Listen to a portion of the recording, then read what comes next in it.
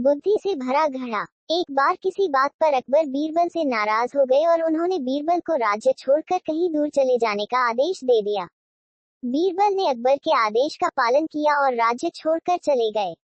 कुछ समय बीतने के बाद अकबर को बीरबल की याद आने लगी।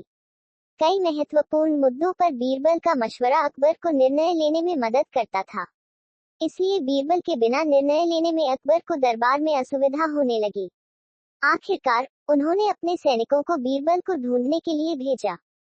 सैनिकों ने कई गांव में बीरबल को ढूंढने का प्रयास किया, लेकिन बीरबल नहीं मिले। कई जगहों पर पूछताछ करने के बाद भी बीरबल का पता ठिकाना नहीं मिल सका और अकबर के पास सैनिक बेरंग लौट आए।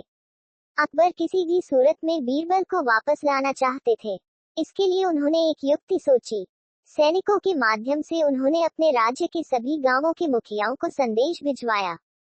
संदेश इस प्रकार था, 1 माह के भीतर एक घड़े में बुद्धि भरकर उस घड़े के साथ दरबार में उपस्थित हो। ऐसा न कर पाने की स्थिति में बुद्धि की जगह घड़े में हीरे जवाहरात भरकर देना होगा। अकबर का ये संदेश सैनिकों द्वारा गांव-गांव में प्रसारित किया गया।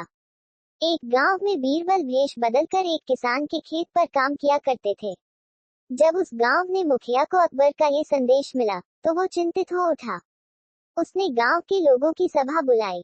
बीरबल भी उस सभा में उपस्थित हुआ।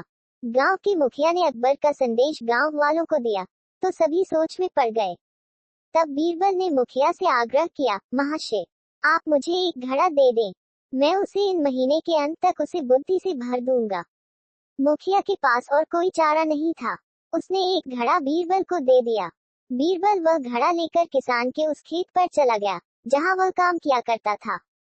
वहां उसने कद्दू उगाए थे। उनमें से ही एक छोटे से कद्दू को उठाकर उसने घड़े में डाल दिया।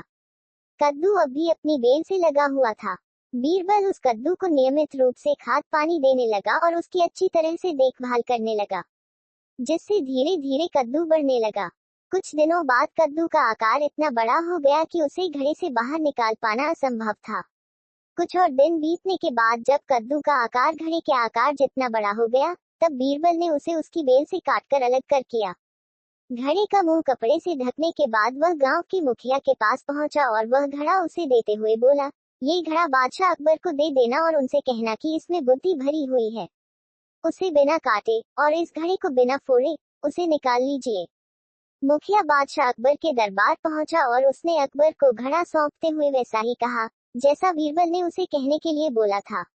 अकबर ने जब घड़े के ऊपर से कपड़ा हटाया और उसमें झांक कर देखा, तो उसमें उन्हें कद्दू दिखाई दिया। वे समझ गए कि इतनी दूर की सोच सिर्फ बीरबल की ही हो सकती है। पूछने पर मुखिया ने बताया कि यह उसके गांव के एक किसान के खेत में काम करने वाले व्यक्ति ने किया है। अकबर जान चुके थे कि वो व्यक्ति और कोई नहीं बल्कि बीरबल है। वे तुरंत मुखिया के गांव गए। वहां किसान के घर जाकर बीरबल से मिले और उससे माफी मांगकर वापस दरबार में ले आए।